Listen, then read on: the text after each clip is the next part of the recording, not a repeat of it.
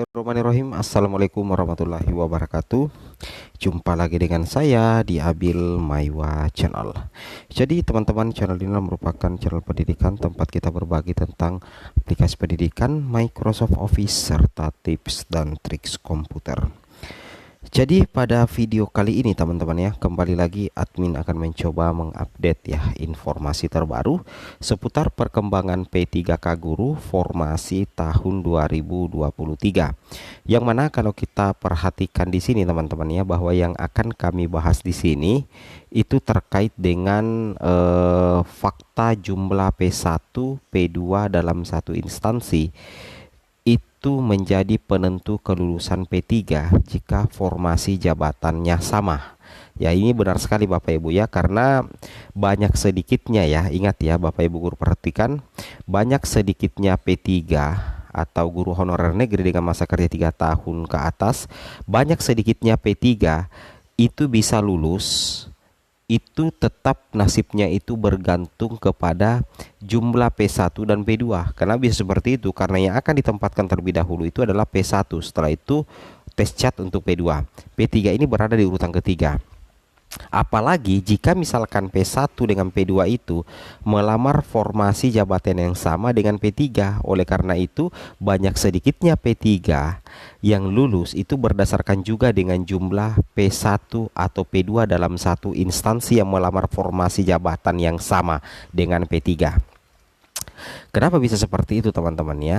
Karena P3 yang berhasil resume ya, saya ulangi, P3 yang berhasil resume di akun SSCSN berarti nantinya Bapak Ibu itu akan memiliki kesempatan untuk mendapatkan formasi. Berarti nantinya akan ada formasi yang diperebutkan dengan sesama P3. Cuman persoalannya banyak sedikitnya formasi yang diperebutkan oleh sesama P3 itu tergantung dari jumlah pelamar P1 dan P2. Logikanya kan seperti itu ya. Apalagi kalau misalkan formasi yang dilamar itu jabatannya sama. Nah, contoh misalkan ya, contoh misalkan seperti ini ya. Kita buat contoh seperti ini. Contohnya seperti ini teman-teman ya. Contoh instansi A. Ini ada instansi A.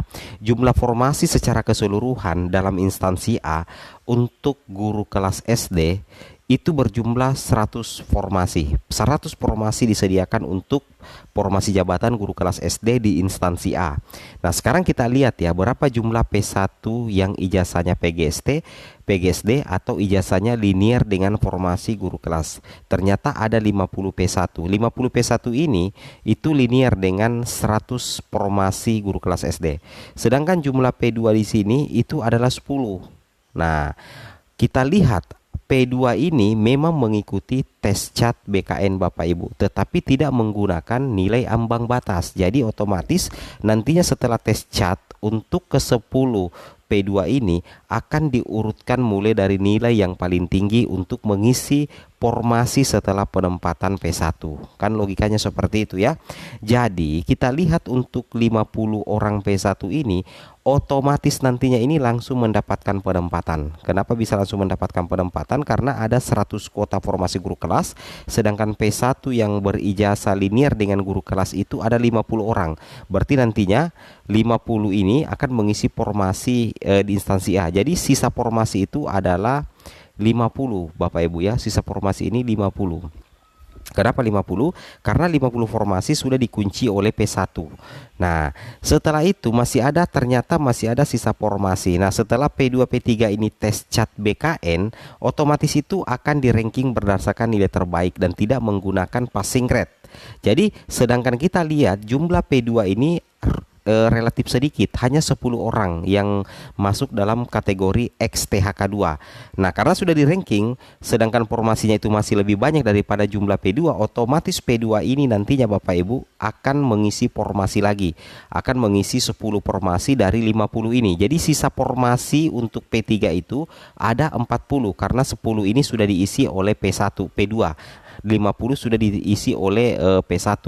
Nah, jadi sisa formasi yang akan diperebutkan oleh P3 itu itu berjumlah 40 ya, karena 50 sudah diisi oleh P1, 10 sudah diisi oleh P2 dari jumlah formasi guru kelas 100. Jadi tersisa 40. Nah, setelah tes cat, maka jumlah P3 ini kita coba cek berapa sih jumlah P3-nya ini Bapak Ibu. Ternyata jumlah P3K-nya ini ada 70 orang. Maka otomatis P3 ini tidak bisa diangkat semuanya di tahun 2023. Saya ulangnya, tidak bisa diangkat semuanya di tahun 2023 karena jumlah pelamar P3 itu untuk formasi guru kelas itu jauh lebih banyak daripada jumlah sisa formasi setelah penempatan P1 dan jatah untuk P2.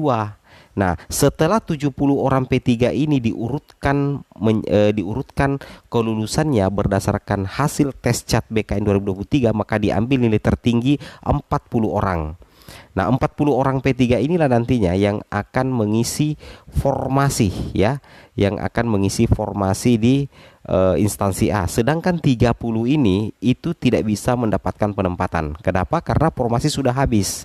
Ya, bagaimana dengan pelamar umum? Boro-boro pelamar umum Bapak Ibu, P3 aja tidak dapat penempatan ya. Nah, makanya banyak pelamar umum yang hari ini mendaftar SSCSN, kemungkinan itu banyak yang muncul notifikasi formasi di instansinya sudah habis, atau sudah tidak ada lagi. Nah, jadi 30 P3 ini otomatis tidak bisa diangkat Bapak Ibu. Logikanya seperti itu ya, karena 40-nya ini setelah di ranking P3-nya ini itu diambil 40 untuk mengisi slot 40 formasi. Sedangkan 30-nya ini itu otomatis tidak lulus ya di P3K Guru 2023. Seperti itu kira-kira ya. Nah, di sini Bapak Ibu mengambil contoh ya. Ini adalah salah satu contoh kemarin ya. Ini data lama, contoh usulan formasi dari beberapa daerah. Misalkan di sini kita lihat ya. Nah, ini ada salah satu daerah dia dikatakan 631 formasinya dari 515 P1. Jadi di sini ceritanya guru P1-nya ini tuntas Bapak Ibu. Guru P1-nya tuntas, tetapi dikatakan di sini formasi ada untuk selain P1. Kita lihat berapa jumlah formasinya 631, sedangkan jumlah P1-nya ini adalah 515.